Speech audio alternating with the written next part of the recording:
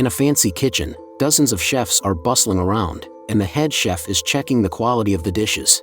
From this scene, you'd think the meal is for somebody, but actually, it's not. The scene shifts, and Goring wakes up to find an old man, Trimagasi, watching him. Let's call him Trim for short. Trim says, 48th floor, you're lucky. Goring is confused yet wanted to shake his hands, but Trim tells him to go away. Looking around, Goring finds no doors or windows, just a big hole in the middle that seems to go up and down forever. He guesses this must be the prison pit. He asks Trim how things work here. Trim says it's all about food. Sometimes easy, and sometimes hard, depending on what level you're on. Goring doesn't quite understand, and suddenly, the red light turns off and a green light turns on. Trim kneels with a pillow, and a platform slowly comes down. Before it stops, Trim starts devouring the food on it. Goring sees that the platform is covered with leftovers. How gross! Trim asks Goring to eat, but Goring refuses, saying that if each level has 2 people, this food has been eaten by over 90 people. Trim tells him not to worry, soon there won't be as many people above. Goring asks why, and Trim says he didn't understand either until he once ended up on the 8th floor. This is a key point in the movie, which I'll explain later. Trim urges Goring to eat, saying he'll get hungry soon.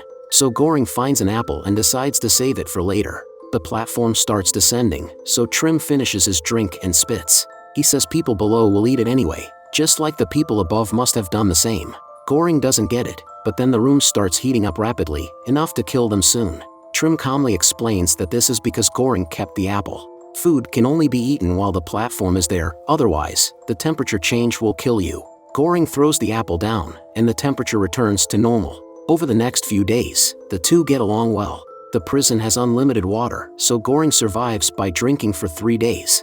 Then he starts to eat the food. That's when Goring learns more about the pit. Each person can bring one item. Trim brought a reinforced knife, while Goring brought a copy of Don Quixote, the first to bring a book. Nobody knows how many levels there are. Trim has been down to the 132nd, where survival is impossible. They stay on one level for a month before being reassigned.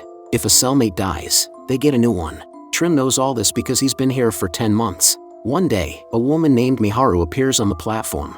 Trim ignores her and keeps eating, but Goring is curious. Trim explains she's looking for her child, coming down once a month. Goring is shocked about a child here and says they should help her, but Trim claims he is helping her by leaving her alone. Goring doesn't understand until the platform descends and Miharu is grabbed by the people below. Goring is anxious and yells for help, but Trim reassures him that they'll only keep her for a day or 2. However, after some screams, Miharu returns to the platform. She already killed the attackers. Miharu is a crucial character in the film, and understanding her is key to understanding the movie, which I'll explain later. In the following days, Goring and Trim bond more, eating together, bathing together, and Goring even reads to him.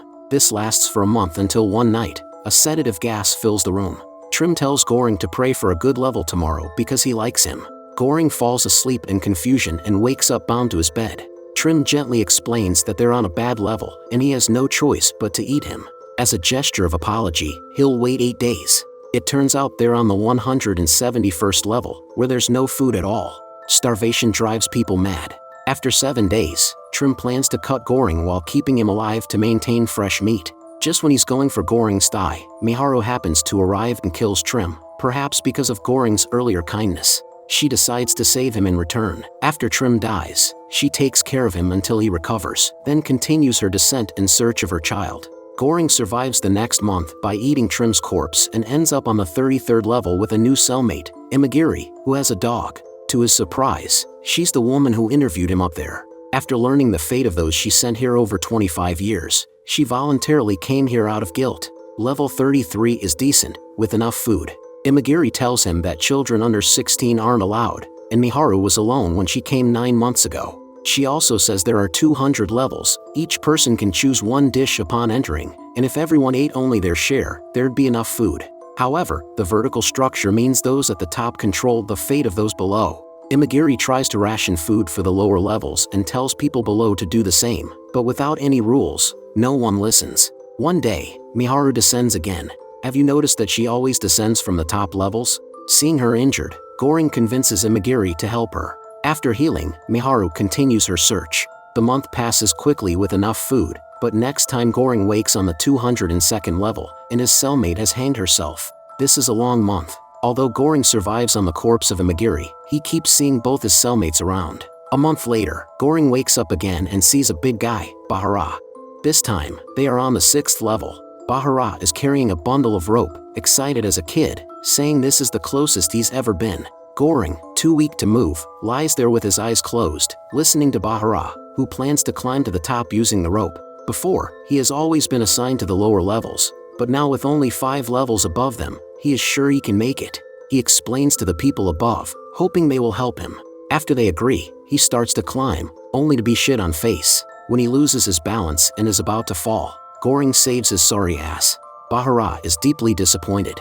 This is probably the closest he's ever get to the top. Inspired by Bahara's determination, Goring comes up with a plan. He suggests that they jump on the platform together and distribute food to the lowest levels. According to his calculation, there are about 250 levels. If they reach the bottom, they can start their way back up. Bahara likes this plan immediately. They dismantle their bed and each take a steel bar, beginning their one-way journey. Since the first 50 levels always have enough food, they decide to let those people go hungry for a day and start rationing from the 51st level. Their intimidating presence keeps resistance at bay, and they proceed smoothly down to the 30-something level, where Bahara sees his former teacher, a wise old man, who thinks their plan is good but believes it won't change the status quo. Therefore, he suggests sending a signal to the top, a perfectly intact dish. Imagine the reaction of those above.